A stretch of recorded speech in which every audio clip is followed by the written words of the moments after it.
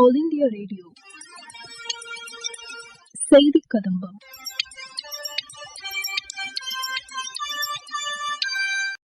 இன்றைய செய்தி கதம்பத்தில் மத்திய அரசின் சமூக வலைதள பதிவுகள், மத்திய அரசின் ஃபிட் இண்டியா திட்டம் குறித்து எமது சேலம் மாவட்ட செய்தியாளர் தரும் தகவல்கள் மற்றும் நமது லட்சியம் வளர்ச்சியடைந்த பாரதம் யாத்திரையின் ஒரு பகுதியாக காஞ்சிபுரம், தென்காசி, திருச்சி மற்றும் கள்ளக்குறிச்சி மாவட்டங்களில் நடைபெற்ற பல்வேறு விழிப்புணர்வு நிகழ்ச்சிகள் உள்ளிட்டவை இடம்பெறுகின்றன. முதலில் மத்திய அரசின் சமூக வலைதள பதிவுகள். மத்திய பிரதேச மாநிலம் குணா பகுதியில் நேரிட்ட சாலை விபத்தில் உயிரிழந்தவர்களின் குடும்பத்தினருக்கு குடியரசுத் தலைவர் திருமதி திரௌபதி முர்மு, பிரதமர் திரு நரேந்திர மோடி ஆகியோர் தமது ஆழ்ந்த இரங்கலை தெரிவித்துக் கொண்டுள்ளனர். தேமுதிக நிறுவனர் திரு விஜயகாந்தின் மறைவு மிகுந்த வருத்தத்தை அளிப்பதாக பிரதமர் திரு நரேந்திர மோடி தெரிவித்துள்ளார். தமிழ் திரைப்பட உலகில் தமது நடிப்பு திறனால் கோடிக்கணக்கானவர்களின் இதயங்களை கவர்ந்தவர், பொதுமக்கள் சேவையில் தீவிர அர்ப்பணிப்புடன் செயல்பட்டவர் என்று பிரதமர் தமது சமூக வலைதள பக்கத்தில் தமிழில் பதிவிட்டுள்ளார்.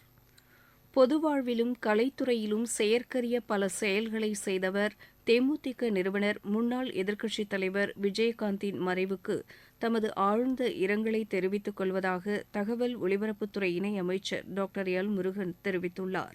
மறைந்த முன்னாள் அமைச்சரும் பிஜேபி மூத்த தலைவருமான அருண்ஜேட்லியின் பிறந்த தினத்தையொட்டி மத்திய உள்துறை அமைச்சர் திரு அமித் ஷா விடுத்துள்ள செய்தியில், மக்களின் உரிமைகளை காப்பதற்காக சட்டத்துறையில் அவர் தமது நிபுணத்துவத்தை பயன்படுத்தியதாக புகழாரம் சூட்டியுள்ளார். வெளியுறவுத்துறை அமைச்சர் டாக்டர் ஜெய்சங்கர் விடுத்துள்ள செய்தியில், நாட்டுக்காக அவர் அர்ப்பணிப்புடன் செயல்பட்டது பலருக்கு ஊக்கம் அளிப்பதாக உள்ளது என்று தெரிவித்துள்ளார்.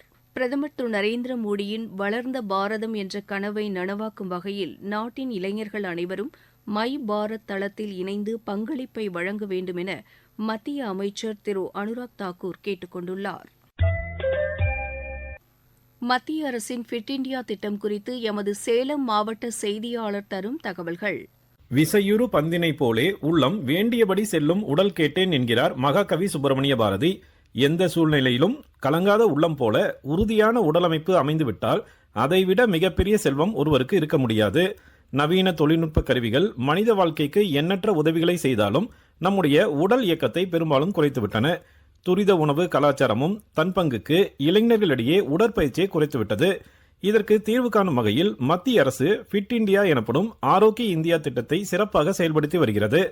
சேலம் மாவட்டத்தில் இந்திய விளையாட்டு மேம்பாட்டு ஆணையத்தின் சார்பில் பள்ளி மாணவர்களுக்கு உடற்பயிற்சியின் அவசியம் குறித்து பயிற்சி மற்றும் விழிப்புணர்வு அளிக்கப்பட்டு வருகிறது.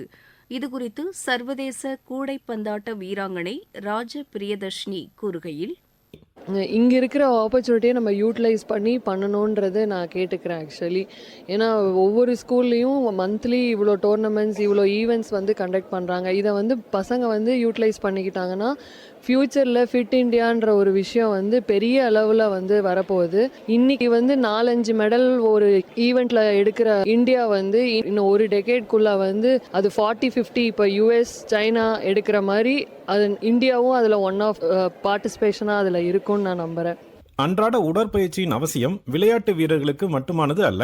ஆரோக்கியமே இலக்கு என்பதை வலியுறுத்தும் வகையில் எளிமையான உடற்பயிற்சிகளும் சிலம்பாட்டம் போன்ற விளையாட்டு பயிற்சிகளும் மாணவர்களுக்கு அளிக்கப்பட்டன. நோயற்ற வாழ்வே குறைவற்ற செல்வம் என்பது ஆண்டோர் வாக்கு.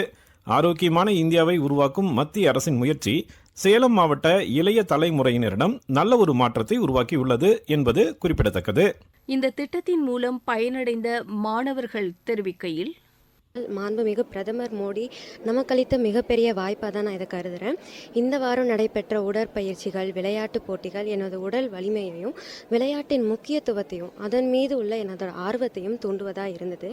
கால்பந்து, நீளம் தாண்டுதல், உயரம் தாண்டுதல், கைப்பந்து போன்ற பல விளையாட்டுகளின் மூலம் எனது உடல் வலிமையையும், யோகா, ஓவிய போட்டி போன்ற விளையாட்டுகளின் மூலம் எனது மன வலிமையும் ஊக்குவிப்பது மட்டும் அல்லாமல் எனது தனித்திறமையை அறிந்து அதில் ஈடுபடவும் வைத்தது. நம் இந்திய அரசின் ஃபிட் இண்டியா திட்டம் உடல் வலிமையை மேம்படுத்த ஒரு ஆரம்ப புள்ளியாக திகழ்கிறது. நாட்டின் எதிர்காலமான இளைஞர்களை வலிமையானவர்களாக மாற்றும் வகையில் மத்திய அரசின் ஃபிட் இண்டியா திட்டம் சேலம் மாவட்டத்தில் மிகப்பெரிய வரவேற்பை பெற்றுள்ளது. நமது லட்சியம் வளர்ச்சியடைந்த பாரதம் யாத்திரையின் ஒரு பகுதியாக காஞ்சிபுரம் மாவட்டத்தில் நடைபெற்ற விழிப்புணர்வு நிகழ்ச்சி மிகவும் பயனளிப்பதாக பயனாளிகள் தெரிவிக்கையில், நாங்க காஞ்சிபுரம் கோனேரிக்குப்பம் ஊராட்சியிலிருந்து பேசுறேன். என்னுடைய நேம் ராஜலட்சுமி. பாரத பிரதமர் நரேந்திர மோடி இதுல நமது லட்சியம் வளர்ச்சி அடைந்த பாரதம். அதுல பாத்தீங்கன்னா பேங்க்ல இருந்து போஸ்ட் ஆபீஸ்ல இருந்து எல்லாம் என்னென்ன பயன் இருக்குன்றத எங்களுக்கு சொன்னாங்க. எங்களுக்கு எல்லாமே பயனுடையதா இருந்துச்சு. நாங்க கோனேரிக்குப்பம் ஊராட்சி மன்றத்துல இருந்து பேசுறோம். விழிப்புணர்வு திட்டத்தை பத்தி இங்க பேசினாங்க. எங்களுக்கு 3 திட்டம் சொல்லி இருக்கிறாங்க. அந்த 3 திட்டத்துல செல்வ மக திட்டத்திலையும் அதுக்கு நாங்க பயனுள்ளதா எங்களுக்கு இருக்குது. இந்தியன் பேங்க்லயும் சொல்லி இருக்கிறாங்க. இன்சூரன்ஸை பத்தி இன்சூரன்ஸ் நாங்க ஏற்கனவே போட்டிருக்கோம். இப்ப போடாதவங்களையும் சேர்த்து வச்சு போடணும்னு நாங்க ஆசைப்படுறோம். ஃப்ரீ கேஸை பத்தி சொல்லியிருக்காங்க. அந்த ஃப்ரீ கேஸை பத்தி நாங்களும் இல்லாதவங்க கேட்டு அதை வாங்கி பயனடை மாதிரி நாங்க பாத்துக்கிறோம். தென்காசி மாவட்டத்தில் நடைபெற்ற விழிப்புணர்வு நிகழ்ச்சி குறித்து செல்வமகள் சேமிப்பு திட்டத்தின் மூலம் பயனடைந்த பயனாளிகள் தெரிவிக்கையில், நான் தெக்குமடத்தூர் பஞ்சாயத்துல இருந்து பேசுறேன். நமது லட்சியம் வளர்ச்சி அடைந்த பாரதம். இன்னைக்கு அந்த வாகனம் எங்க தெக்குமடத்தூர் பஞ்சாயத்துக்கு வந்தது. அந்த வாகனத்துக்கு மூலமா நாங்க நிறைய விஷயங்கள் பாரத பிரதமரோட வளர்ச்சி திட்டங்களை நிறைய நாங்க தெரிஞ்சுக்கிட்டோம். என்னோட பசங்களுக்காண்டிய அஞ்சல் துறையில நான் பயன்படுத்திக்கிட்டேன். அதே மாதிரி செல்வமகள் திட்டமும் இருக்கு. அந்த செல்வமகள் திட்டம் ஒவ்வொரு வீட்லயும் பெண் குழந்தைங்க இருந்ததுன்னா அந்த செல்வமகள் திட்டங்களை வச்சு பயன்பெறுங்க. நமது லட்சியம் வளர்ச்சியடைந்த பாரதம் யாத்திரையின் ஒரு பகுதியாக திருச்சி மாவட்டத்தின் செம்பரை கிராமத்தில் நடைபெற்ற நிகழ்ச்சியில் செல்வமகள் சேமிப்பு திட்டம் மற்றும் ஆதார் சிறப்பு முகாம் குறித்து உதவி அஞ்சல் கண்காணிப்பாளர் திரு சதீஷ்குமார் தெரிவிக்கையில், எனது பேர் சதீஷ்குமார். நான் அஞ்சல் துறையில் உதவி அஞ்சல் கண்காணிப்பாளராக இருக்கிறேன். நமது லட்சியம் வளர்ச்சியடைந்த பாரதம் வாகனம் நமது கிராமங்கள் ஒவ்வொன்றையும் போயிட்டு மத்திய அரசினுடைய திட்டங்கள் அனைத்தையும் மக்களுக்கு எடுத்துரைத்துக்கிட்டு இருக்காங்க. இன்னைக்கு செம்பரை கிராமத்துக்கும் திண்ணியம் கிராமம் கோமாவளி கிராமத்துக்கு நமது வாகனம் வந்திருக்காங்க. கிராமப்புற மக்களுக்கு நம்மளுடைய மத்திய அரசினுடைய திட்டங்கள் அனைத்தும் விரிவா விளக்கமா சொல்லிக்கிட்டு இருக்காங்க. அதே மாதிரி இப்போ நம்ம இங்க செம்பரை கிராமத்துல ஒரு சிறப்பு ஆதார் முகாம் நம்ம கிராமப்புற மக்களுக்காக நம்ம ஏற்பாடு பண்ணியிருக்கிறோம். இந்த முகாம்ல ஏறத்தாழ 100 பேர் இன்னைக்கு ஆதார் முகாம்ல சேர்ந்து பயனடைகிறாங்க. முன்னாடிலாம் இந்த ஊர் மக்கள் பக்கத்தில் உள்ள பெரிய ஊர்களுக்கு சென்று தான் ஆதார் எடுத்துட்டு வந்தாங்க. இப்போ மக்களுக்காக நம்ம அவங்களுடைய கிராமம் தேடியே இந்த சேவையை தருகிறோம். அதுபோக இங்க இருக்கக்கூடிய தபால் அலுவலகம் மூலமாகவும் மக்களுக்கு நம்ம மத்திய அரசினுடைய அனைத்து திட்டங்களும் நல்ல முறையில சிறப்பா அவங்க வீடு தேடி நம்ம எல்லாம் கொடுத்துக்கிட்டு இருக்கிறோம். மக்களும் இங்க உள்ள அஞ்சல் துறை சேவை மத்திய அரசுடைய திட்டங்கள்ல திருப்திகரமாக இருக்குன்னு சொல்லி இருக்கிறாங்க. செல்வமகள் திட்டம் நம்மளுடைய கிராமப்புறத்துல இருக்கக்கூடிய மக்கள் மட்டும் இல்லாம நகர்ப்புறத்துல அனைத்து பெண் குழந்தைகளுக்கு, குறிப்பா 10 வயதுக்குட்பட்ட பெண் குழந்தைகள் அனைவருக்கும் இந்த திட்டத்துல சேர்ந்து நல்ல முறையில பயன்படுறாங்க. இந்த திட்டமானது மக்கள் அந்த கிராமப்புற பெண் குழந்தைகள், நகர்ப்புற பெண் குழந்தைகள் அனைவருமே தன்னுடைய எதிர்கால அந்த திருமணம் அல்லது உயர்கல்வி அவங்களுக்கு 18 வயசுக்கு அப்புறம் தன்னுடைய வாழ்க்கையில ஒரு நல்ல நிலைக்கு வரணுன்றதுக்காக நமது மத்திய அரசு இந்த திட்டம் கொண்டு வந்திருக்காங்க. இதுல மாதம் மக்கள் டெபாசிட் பண்ணிக்கிட்டு இருக்காங்க. தங்களால முடிந்த தொகையை டெபாசிட் பண்றாங்க. திட்டத்துல பெரும்பாலான பெண் குழந்தைகள் அனைவரும் இந்த திட்டத்துல சேர்ந்து விட்டாங்க. நாங்க இது இனிமேல் பிறக்கக்கூடிய பெண் குழந்தைகளையும் கரெக்டா அந்த அரசு ஆரம்ப சுகாதார நிலையம், வேற மருத்துவமனைகள் அங்கெல்லாம் போய் அணுகி அவங்கள்ட்ட நாங்க லிஸ்ட் வாங்கி நாங்களே நேரடியா அவங்க வீட்டுக்கு போய் அந்த திட்டத்துல அனைத்து குழந்தைகளையும், அனைத்து பெண் குழந்தைகளையும் அனைவரையும் இந்த திட்டத்துல சேர்த்து பயன்பெற வைக்கணும்ன்றத நாங்க ஒரு குறிக்கோளா எடுத்து பண்ணிக்கிட்டு இருக்கிறோம் அஞ்சல் துறை மூலமாக.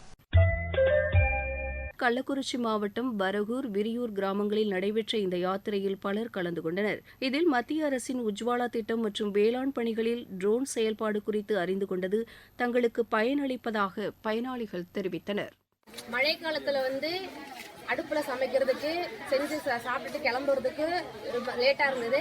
இப்ப இந்த கேஸ் உஜ்வாலா ஸ்கீம் கேஸை எங்களுக்கு கொடுத்ததால சீக்கிரமா சமைச்சிட்டு சீக்கிரமா எங்களுக்கு வேலைக்கு போறதுக்கும் எங்களுக்கு நல்லா வசதியா இருக்குது. இதெல்லாம் நல்லா நாங்க பயன்படுறோம். நானும் வேலைக்கு போறேன், எங்க பசங்க டைமுக்கு ஸ்கூலுக்கு போறாங்க, எங்க வீட்டுக்காரங்க டைமுக்கு வேலைக்கு போறாங்க. இது மத்திய அரசு கொடுத்த இந்த உஜ்வாலா ஸ்கீமுக்கு நன்றியை தெரிவிச்சுக்கிறேன். 1 மணி நேரம் 2 மணி நேரம் ஆகும் ஸ்ப்ரே மிஷினால் அடிக்கிறதுக்கு. டோன் மிஷின் பார்த்து எங்களுக்கு யூஸ்ஃபுல்லாகவும் இருக்குது. அதே சமயத்தில் டைம் அதிகமாக ஆக தேவையில்ல.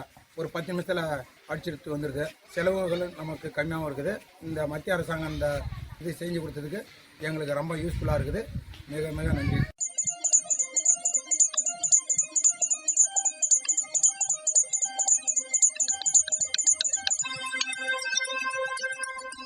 இத்துடன் இன்றைய செய்தி கதம்பம் நிறைவு பெறுகிறது.